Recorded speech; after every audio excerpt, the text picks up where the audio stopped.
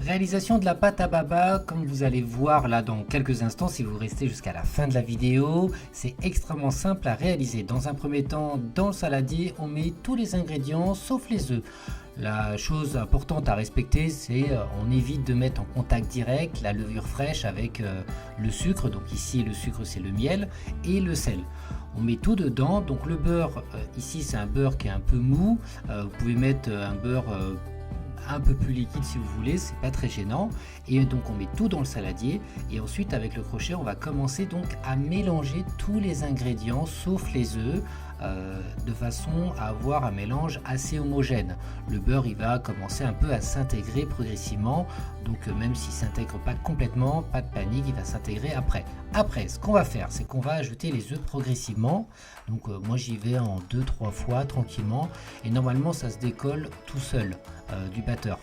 La pâte, comme vous voyez là, elle a tendance à se décoller. Si toutefois elle ne se décolle pas, pas de panique, on arrête le robot, on enlève le crochet et avec une maryse par exemple, on vient décoller le fond du saladier de façon à bien détacher la pâte et de la farine si elle n'a pas complètement mélangé. Et ensuite on rajoute le restant des œufs progressivement et c'est seulement à ce moment là qu'on va commencer le pétrissage. Donc pour le pétrissage, on va laisser à vitesse moyenne durant à peu près 4-5 minutes. À la fin, votre pâte à baba elle doit être lisse, avoir une légère élasticité et elle doit être surtout bien homogène. Et voilà le résultat après quelques minutes de pétrissage. Comme vous pouvez voir, donc la pâte est beaucoup plus lisse, elle est brillante. Donc là je vais la réserver dans un récipient et ensuite je vais la réserver de côté. Je vais filmer le récipient le temps que je prépare les moules à baba. Vous allez voir juste après.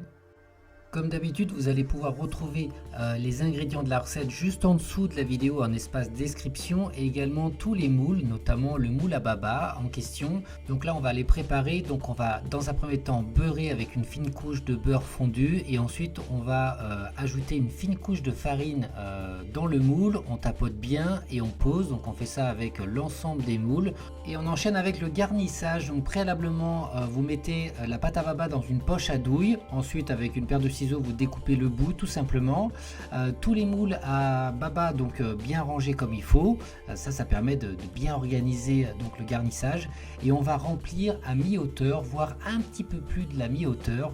Et une fois que c'est terminé, que vous avez rempli tous les moules, on va donc laisser pointer, on va laisser développer la pâte à baba tranquillement, idéalement dans une étuve. Si vous n'avez pas d'étuve, vous pouvez le laisser dans votre four éteint avec un petit verre d'eau de façon à créer un peu d'humidité.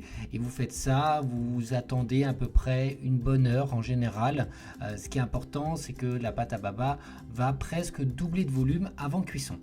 Une fois la pousse réalisée, donc je vous montre encore, hein, ici vous voyez là ça va vraiment jusqu'en haut du moule, donc là c'est terminé, il n'y a pas besoin de dorer ou quoi que ce soit, on va tout simplement les enfourner. Après le temps de cuisson c'est variable suivant le type de four. Moi dans mon four je les ai cuits 20 minutes à 180 degrés. Ce qui est important c'est que ça soit bien coloré au dessus. Et une fois que c'est cuit, vous pouvez directement les enlever des moules et vous laisser refroidir tranquillement. Et voilà pour la recette, hein. Je vous ai promis au début c'était facile, donc une fois que c'est terminé et refroidi, vous les mettez dans une boîte bien fermée et vous pouvez les conserver au congélateur longtemps. Pour l'utilisation, il faut les imbiber dans un sirop à 40 degrés environ, ça va s'imbiber tout seul et après vous pouvez mettre un petit nappage et une crème chantilly tout simplement à la poche. Prochainement sur cette chaîne YouTube, je vais vous montrer comment réaliser donc des babas au chocolat. Donc on va partir sur la même base, on va réaliser un sirop au cacao. Je vais vous montrer également une recette de glaçage là comme vous voyez pour pouvoir ensuite les finir avec une chantilly tout simplement.